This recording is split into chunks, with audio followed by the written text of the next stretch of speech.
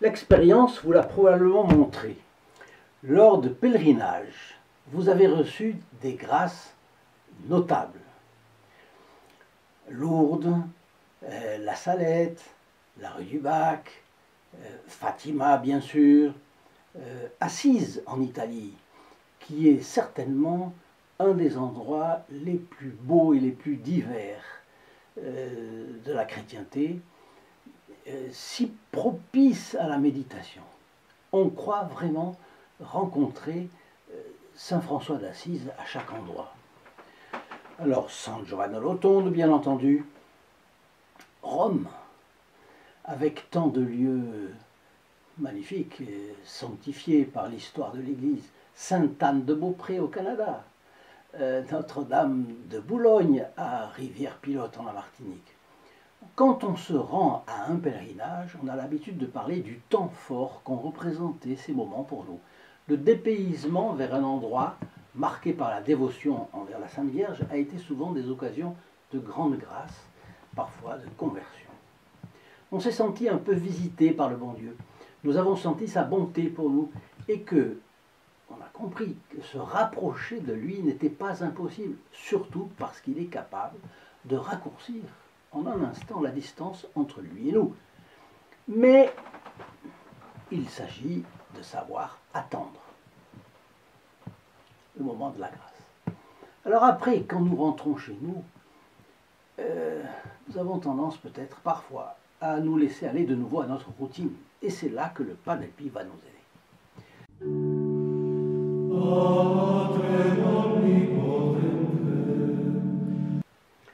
Chers amis du Padre Pio, bonjour, mon nom est Jean Goyard et vous assistez au programme sur les pas du Padre Pio. Aujourd'hui, 5 conseils du Padre Pio pour faire décoller votre vie spirituelle. Avant de commencer, je soulève une question. Chaque fois qu'il y a changement de rythme en début d'année, et nous sommes quasiment à un début d'année, au moins l'année scolaire et universitaire, qui commence bien sûr, on regarde un peu le passé et on se projette sur ce qui vient, sans oublier de faire quelques comptes, bien entendu. Alors nous voyons ce qui a été difficile, ce qui peut le devenir, on essaye de dimensionner au mieux son budget, et là, il y a des tris à faire. Il y a des choses sur lesquelles on sait qu'on peut rogner et d'autres qu'on ne peut pas changer. La propreté, par exemple, et le savon, qui en est une condition. Économiser le savon serait glisser inexorablement vers le misérabilisme que veulent imposer nombre de dirigeants politiques à leur population. Idem pour le pain quotidien, parce que vous connaissez peut-être cet adage, c'est un adage portugais que je vous traduis. Dans une maison où le pain vient à manquer, tout le monde se dispute et personne n'a raison. Pareil pour un minimum d'essence à mettre dans sa voiture si on habite la campagne. Il y a des postes à ne pas supprimer parce que leur importance est capitale. Et dans le budget de chacun, l'œuvre que l'on peut entreprendre au service du Padre Pio est capitale. Parce que quand il y a le feu dans une maison, ce n'est pas le moment de déplacer les meubles. Il faut d'abord conjurer l'incendie et ensuite on aura tout loisir pour mettre les meubles en place. Répandre la vie, les fioletti, les livres de prière et de méditation du Padre Pio, c'est conjurer l'incendie, c'est aider le Padre Pio à arracher les âmes aux griffes du diable, c'est limiter l'influence du démon dans notre société et c'est empêcher ce dernier de réduire en cendres les restes de la civilisation chrétienne. Lui laisser libre cours, c'est accélérer la décomposition du monde actuel et de la famille, et livrer au mal ce qui reste d'ordonné dans la société et parmi nos enfants, nos petits-enfants, nos neveux, nos cousins. Alors en cette rentrée de septembre 2022, essayons de voir que nous avons réussi ensemble de bonnes choses et qu'il reste à faire beaucoup, beaucoup plus. C'est pourquoi je vous appelle à vous abonner, si vous ne l'êtes déjà, à partager ces vidéos qui racontent la vie foisonnante du Padre Pio et à soutenir au maximum l'expansion de votre chaîne sur les pas du Padre Pio, qui réunit de plus en plus d'amis du Padre Pio, fidèles et dynamiques. Après avoir rencontré le Padre Pio et s'être profondément converti, la plupart des pèlerins de San Giovanni Rotondo, puisqu'on parlait de pèlerins, rentraient chez eux, loin de la région du Gargano, et même en dehors de l'Italie, avec le risque que la corrosion du temps et la distance géographique fassent prendre le dessus aux activités quotidiennes, aux vieilles habitudes, et s'estomper les grâces reçues au contact du pas des pieux. C'est la loi de la gravité. Le péché originel nous entraîne toujours vers le bas. Descendre est facile, monter exige des efforts. Plusieurs d'entre eux, de ces pèlerins, combien, je n'en sais rien. Dans Internet, j'ai vu qu'on parlait de 25 fils spirituels du Pas des Pieux. En fait, c'est pas vrai. Il y en a eu beaucoup plus. Beaucoup plus. Il ne faut pas avoir une idée cartésienne des fils spirituels du Pas des Pieux. Il n'y avait pas un diplôme non plus de fils spirituels du Pas des Pieux. Il y en a eu à foison. Alors, plusieurs d'entre eux sont devenus des fils spirituels de Saint Pio de Pietrelcina. Et ces derniers correspondaient avec lui par lettre, par télégramme ou par l'intermédiaire de leur ange gardien, comme nous avons vu le Padre Pio le leur conseiller. De toute façon, le Padre Pio élaborait pour chacun un plan de vie spirituelle. Ah, on ne sortait pas des bras du Padre Pio n'importe comment, non, pas du tout. Et dans ces différents plans de vie, des éléments communs ont été trouvés. Parce que bien sûr, ils ont pris note. Sinon, comment se rappeler d'un plan de vie spirituelle? Donc ils prenaient note et puis on a confronté tout ça à San Giovanni Rotondo quand des personnes déposent des témoignages. Et ils sont connus désormais sous le nom, donc ces points communs, de la règle des 5 points du Padre Pio en matière de vie spirituelle. Ces 5 points de vie spirituelle communs à tous ces fils et filles spirituels étaient, vous devinez, 1. La confession hebdomadaire. La communion quotidienne, l'examen de conscience chaque soir, la lecture spirituelle quotidienne, la prière mentale quotidienne. Si vous trouvez a priori que c'est trop exigeant, je vous inviterai à réfléchir, ne serait-ce qu'un instant, à la sagesse des propos qui vont vous être donnés par le Padre Pio pour chacun de ces conseils. Et vous verrez qu'il y a un petit trésor caché derrière chaque idée. Alors, premier élément, la confession hebdomadaire. Alors sur la confession, le Saint Padre Pio nous dit la chose suivante. La confession est le bain de l'âme. Vous deviez y aller au moins une fois par semaine. Je ne veux pas, vous voyez ce que dit le Padre Pio, je ne veux pas que les âmes restent éloignées de la confession pendant plus d'une semaine, car même une maison propre et inoccupée accumule la poussière. Il doit être nettoyé à nouveau. Et ça, vous le savez, laissez 15 jours une maison, une pièce, sans qu'on y fasse le ménage, et puis vous pouvez passer le doigt sur une table et vous verrez le résultat. Pardon, vous auriez une objection sur le principe, évidemment non. Sur la réalisation, c'est autre chose. Si vous n'en avez pas l'habitude, commencez une fois par mois, mais dans l'objectif de faire cela une fois par semaine. Et rappelez-vous en tout cas, la confession régulière est indispensable à la vie d'un vrai chrétien. Regardez cette photographie de notre bon capucin. Connaisseur des âmes, fin connaisseur des âmes, guide hors pair de celle-ci. Il ne se trompait pas. Alors, mettez-vous en route sur ces pas et vous verrez comme vous retrouverez un équilibre peut-être instable depuis longtemps. Alors, ces photos et ce livret de prière et de méditation du Padre Pio sont gratuits pour vous dans le cadre de la grande campagne que nous avons entreprise. Le port aussi est gratuit et simplement téléphonez au 08 05 36 08 47. Appel gratuit pour la France métropolitaine, coût d'un appel local pour les dom-toms. Et pour nos amis habitants au Canada, il suffit de composer le 1 844 398 88 67. Deuxième règle commune à tous ces fils et filles spirituels du Padre Pio, la communion quotidienne.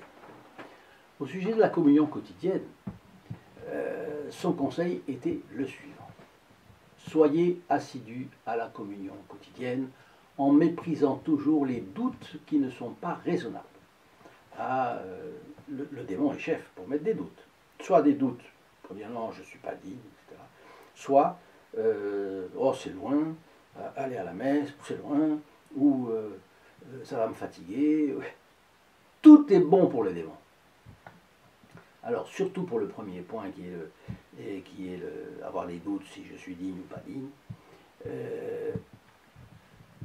mettez de côté tous les doutes qui ne sont pas raisonnables. Faites confiance à l'obéissance aveugle, c'est-à-dire le Padre Pio qui demande. Obéir au Padre Pio. Et n'ayez pas peur d'avoir fait le mal.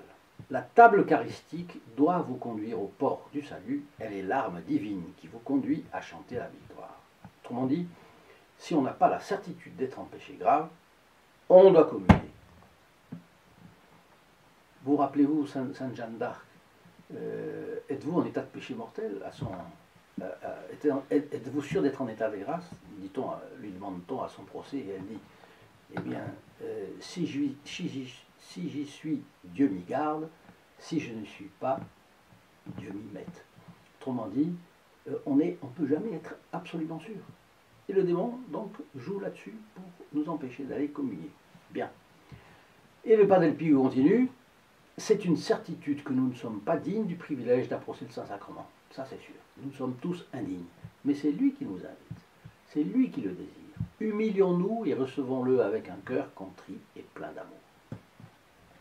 Nous arrivons au troisième point, à la troisième règle. L'examen de conscience chaque soir. Sur la façon de clore la journée, le Padre Pio recommande. Un examen de conscience, même bref, est nécessaire chaque soir. Ne vous couchez jamais sans avoir fait un examen de conscience sur la journée écoulée. Adressez toutes vos pensées à Dieu. Consacrez-lui tout votre être et aussi tous vos frères. Cela n'a pas besoin d'être long. Un passage en revue, bref, suffit à faire ressortir ce qui n'est pas allé parfaitement. Alors quelqu'un a objecté au Padre Pio qu'il pensait qu'un examen de conscience chaque soir était inutile. Les gens objectaient, avec le Padre Pio. Car, après tout, nous savons déjà ce qui est péché et ce qui n'est pas péché. Et si nous l'avons commis ou non. Ah, qu'est-ce que va répondre le Padre Pio? Eh bien, il a répondu la chose suivante. C'est vrai. Mais le commerçant expérimenté ne se contente pas de calculer toute la journée ce qu'il a gagné ou perdu sur chaque vente. Chaque soir, il fait le bilan de la journée pour déterminer ce qu'il doit faire le lendemain. C'est en vue du lendemain. L'examen de conscience, c'est « Ah, aujourd'hui j'ai fait ça, hier j'avais fait ça, c'était pas parfait, demain il faudra que je corrige ça ». Le Padre Pio continue, il s'ensuit qu'il est indispensable de faire chaque soir un examen de conscience rigoureux, bref, mais lucide. Alors nous avons deux écueils pour faire cet examen de conscience. Il y a la paresse de se pencher sur quelque chose de désagréable. Oui, je n'ai pas été parfait, ça c'est sûr. Et puis l'ennui naturel qu'il y a à envisager sérieusement, à se corriger. Malgré cela, le Padre Pio, qui sait ce qu'il fait, le demandait avec insistance. Alors, je pose une autre question. La nécessité a-t-elle diminué entre les années 1950-1960 et aujourd'hui? L'orgueil et l'immoralité qui ont pris possession des écoles, des universités, des professions, des écrans, la télé, Internet, tout ça, le téléphone, de la rue aussi, de certaines institutions, des conversations. Tout cela, l'orgueil et la sensualité sont les deux moteurs du mal aujourd'hui, principal, du mal social. Tout cela nous oblige à regarder si nous avons cédé à l'esprit du monde ou non. Non? Qu'est-ce que vous pensez de tout ça? Trouvez-vous accessibles ces conseils du Padre Pio ou vous sentez-vous dépassé? Si vous vous sentez un peu dépassé par le côté concret, c'est-à-dire comment le réaliser d'une manière pratique, ne vous inquiétez pas. La Providence vous aidera en apportant les solutions dont vous aurez besoin. Si c'est un problème plus au niveau des principes, cela vous paraît trop pour vous, ne rejetez pas d'un bloc. Prenez un conseil et pratiquez-le. Et puis un autre et pratiquez-le. Vous comprenez? Prenez le 1, le 2, le 3. Bon. Dieu est un ami du Padre Pio et aide ses conseils à se réaliser. Il va vous aider à réaliser les conseils du Padre Pio. Alors, en tout état de cause, dites-moi dans vos commentaires les idées que cela vous suggère. Et puis maintenant, nous arrivons au 4e point, la lecture spirituelle quotidienne. Pas besoin que ce soit 1 heure, hein, non, ni une demi-heure, non, ça peut être un quart d'heure. Bon, 10 minutes. Sur ce moyen de sanctification si important et tellement négligé, le Saint Padre Pio recommande ceci. La lecture spirituelle vous est aussi nécessaire que l'air que nous respirons. Lisez de bons livres, mais lisez-les avec une grande dévotion. Et puis il ajoutait, les dommages causés aux âmes par l'absence de lecture des livres saints me font frémir. C'est un confesseur hors pair qui parle. Le pouvoir spirituel de la lecture permet de changer le cours de la vie et même de faire entrer les personnes du monde dans la voie de la perfection. Quand il dit les personnes du monde, c'est les personnes que vous voyez dans la rue. Eh bien, cela permet aux gens de rentrer dans la voie de la perfection. Mais ça ne vaut pas le coup de le faire. Qu'est-ce que vous en pensez? Il y a beaucoup de bons livres, et sur Internet, c'est très facile de les commander à bas prix et de se les faire livrer à domicile. Vous les avez en quelques jours. Dans un prochain programme de Grâce au Padre Pio, où nous avons des échanges à partir de vos propres commentaires, je vous en recommanderai quelques-uns de lecture aisée, puis vous me direz ce que vous avez préféré. En attendant, je vais passer au 5e conseil du Padre Pio, mais je vous donne d'abord rendez-vous sur le lien st-padre-pio.fr.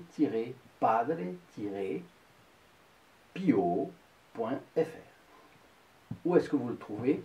Dans la description ci-dessous. Vous verrez comment, à condition de travailler ensemble, tous dans la même tranchée, sous la houlette du Padre Pio, et contre notre ennemi commun qui est le diable, on peut arriver à des résultats efficaces. Et il est vrai que l'on n'a rien sans rien, c'est-à-dire qu'il y a des efforts à faire, des sacrifices aussi. Mais quand on a fait un sacrifice pour le Padre Pio, on se sent déjà bien payé en retour par les grâces qu'il nous donne. Voyez? Donc, cet ensemble de 5 règles est très important. Je vous donne donc le point numéro 5, la méditation quotidienne. Et oui, la lecture quotidienne, 10 minutes, 15 minutes, bon. La méditation quotidienne. Ah, le Padre Pio exhortait ses fils spirituels à pratiquer la prière mentale. Pratiquer la méditation. La personne qui ne médite jamais est comme quelqu'un qui ne se regarde jamais dans le miroir, ne prend pas soin de lui et sort de chez lui mal arrangé. La personne qui médite et dirige ses pensées vers Dieu, qui est le miroir de son âme, cherche à connaître ses défauts, essaie de les corriger, modère ses impulsions et met sa conscience en ordre. Pour ceux qui présentaient malgré ça des difficultés, parce que là encore on voit la personne qui objecte à notre au Padre Pio, il insistait, vous devez toujours faire de la méditation. Recommandez-vous d'abord au Seigneur, à la Vierge Marie et à Saint Joseph. Si des distractions viennent, repoussez-les sans vous angoisser. Si vous ne pouvez rien faire d'autre que de chasser des distractions, vous n'aurez pas perdu votre temps. Vous aurez fait une méditation sur la patience.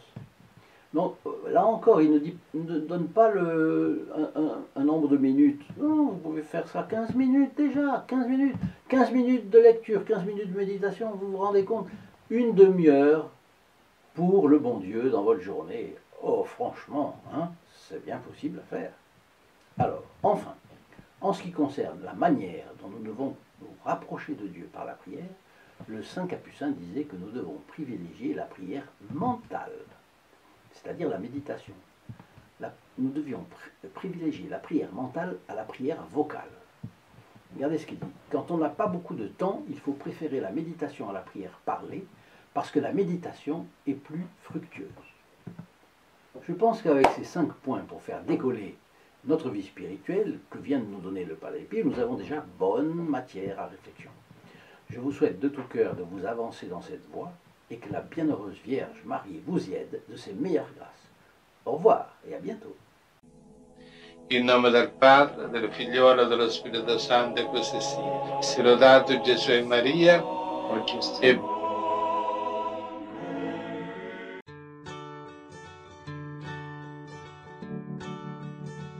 Pio.